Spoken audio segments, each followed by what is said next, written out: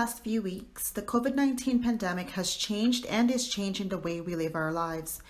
With the closure of schools and therapy centers, families and service providers in the special needs community have had to change the way they meet the needs of our loved ones. Here's what a few of our service providers and families have to say. Hi all, we're Sean and Anasha Martin from Shayla's Voice. For those of you who don't know us, we run a nonprofit organization that connects service providers with special needs families through a reviewing process. So today we have a special guest from Alan's Music Therapy, Danny. Welcome aboard. Hello, welcome. Thank you.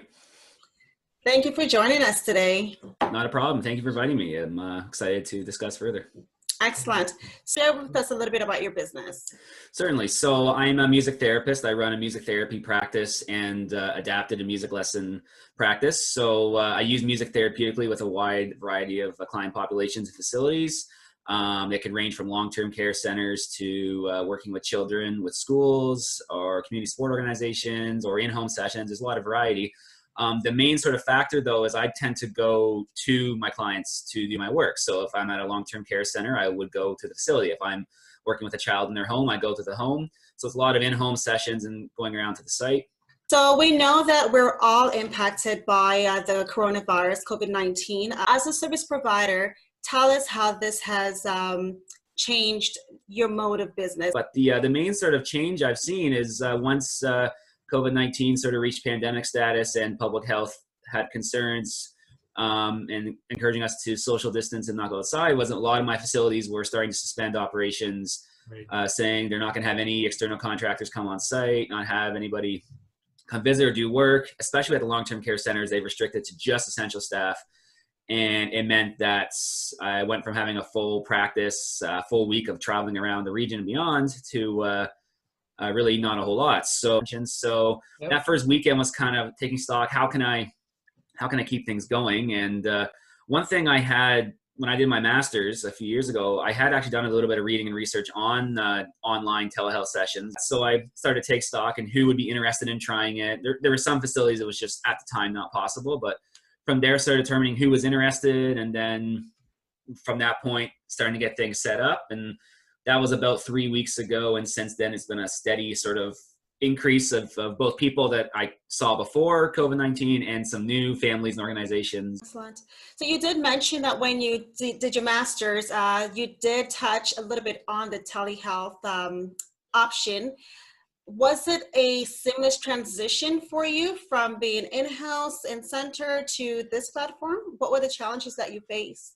I wouldn't say seamless, but it was actually surprisingly smooth. The main consideration on my end was to get set up technologically. Now I'm fortunate to have a home office to work from. I have a computer I can use that from. The main restriction I found was being music was sound quality.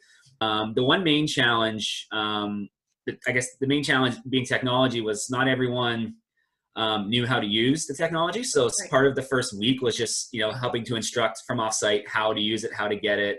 I haven't had this challenge yet, but I've heard some of my colleagues, some facilities don't, or some families don't have internet or high-speed internet or the technology. So that has been tricky. I know actually one place that has reached out to me this week is a similar situation. They've talked about maybe doing over the phone, which brings up a whole other list of challenges from that. But it is an option. So that was maybe just, getting people versed on that. But the nice thing was people were really open to trying something new. So as much as they weren't sure, they were really eager to learn and really open to encouragement and trying it out. And another challenge I found as a music therapist is I'm pretty hands-on with the work I do.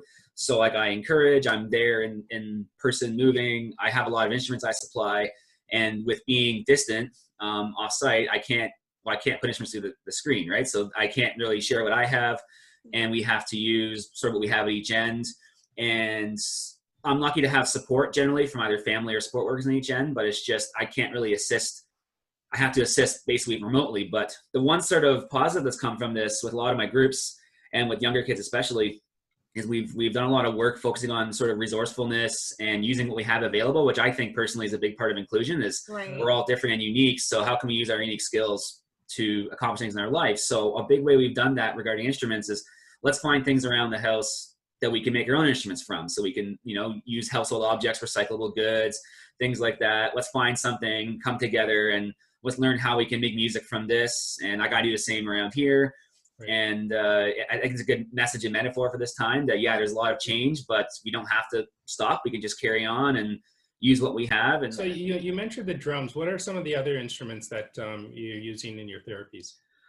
Well, generally, when in a perfect world, when I'm doing things normally, I mean, drums are probably the most common instrument I use. I use a lot of shakers, like bell shakers, rattling shakers.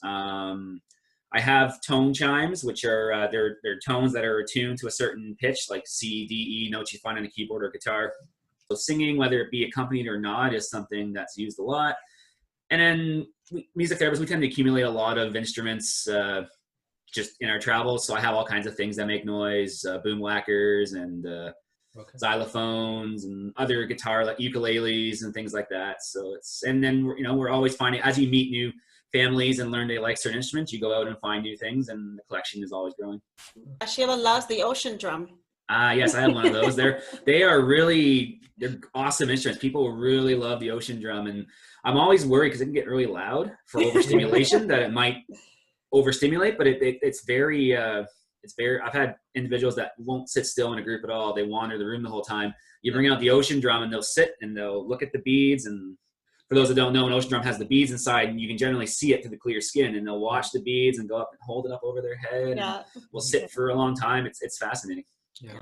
So that's a good point that you made. You mentioned the groups. So I know with Shayla's therapy, she typically does a one-on-one. So you actually do groups as well. I've been doing some, yeah. I do one-to-ones as well. So I've been doing groups, and I've been doing it 2 different ways. So some of, actually really 3 different ways. So the one center, it's just same as this call here. So I'm on one end and they're on the other end, and they're smaller groups. Now the one challenge they have is because of social distancing, they have to sit 6 feet apart or whatever the distance is. So it is tricky to get 10 or whatever it is, 6 people on a screen, and I can't always see them there. So luckily I have assistance with that, but we've done it that way. There's the one group I do. We have up to, goodness, I think if you count myself, 9 people, and they're all from their respective homes because they all live across the region. And I have all their screens on mine, so I can see what they're doing and lead exercise, things like that. So the nice thing is you can do it either way. That's one thing. I know a discussion point was how you see this changing business in the future. Is I travel a lot, from going to Peterborough, going to Lindsay sometimes around the region, which is time and expense, things like that. And I could really see, well, I usually have 10 to market, you know, I work in the region. I could really see if somebody from a remote community wanted to use this technology, we could do that from the comfort of our homes and not have to worry about traveling, going out in the snowstorm, having to go all around like that. So that's something I see there. So you kind of touched on this next question. Since you've had time to reflect during this COVID-19, how do you think your business model might change in the future? I see this being definitely an option for times where in-person isn't available. Again, personal opinions, I don't see this approach fully replacing my in-person stuff, but I definitely see it being a viable option as an alternative for various reasons. And yeah, I see that. I see it more, I guess before this all started, it was sort of like that could happen, but I never really took it as a serious option. But the last month or so has taught me that this can work, and it can work quite well. And a lot of the conceived ideas I had of why it wouldn't work, I've seen firsthand, oh, actually, it works okay. You just have to be creative with it. So I can see it being a more viable option going down the road. And I think with what I do, but also for other, like speech therapy, other therapies, other businesses, things like that. So yeah, for sure. Excellent. Excellent. Well, we want to thank you for doing this, taking this opportunity to chat with us. We're happy that things are working out and that your clients are also enjoying and still having the opportunity to participate in your sessions. Just for viewers who may be tuning in for the first time and not knowing about your service, just tell us how we can contact you. For more about what I do, you can visit my website, which is www.allenmusictherapy.ca. On the website, there's information about myself, my bio backgrounds, the services I provide. We just launched a new page for online music programming, so there's information on there. And if you wanted to book some sort of activity or session, there is a form on there you can fill out. It goes to my email, and you can just put your name, email address, and what you're looking for, and I will give a prompt response to that.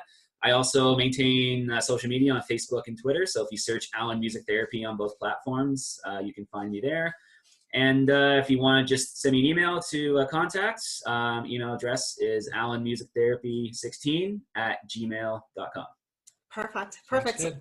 Any last words that you'd like to share? Last thing I'll say, I know it's obviously a very difficult time right now. It's something I'm sure most of us have never seen in our lifetime, and we're all adapting right now and being creative. And the important thing is there's a lot of crazy things going on, a lot of crazy news, a lot of scary things, uncertainty going on. Just to remember that this is a time to be creative, a time to be resourceful, and we will get through this. And I encourage everyone, whether it's doing work I do or whatever, is to use this time to learn, find new ways to do things, find new ways to apply to things you do in your everyday life, try something new, learn something new, come learn some music, and find some positivity in your life. There's always, we always learn and grow from things, and this situation will be no different. Excellent. Excellent. Well, thank you again, Alan. Thank you. Right on. Thank you so much for contacting me, and I wish the best to you and your family as well. All right. Thank you. You Thank too. you. Thank Take you. care. Thank you. Thank you for watching. Please continue practicing social distancing, hand washing, and limit all non-essential travel to help flatten the curve. Whatever platform you're watching on today, we ask that you like, subscribe, share, and take a moment and comment below and tell us about your experience.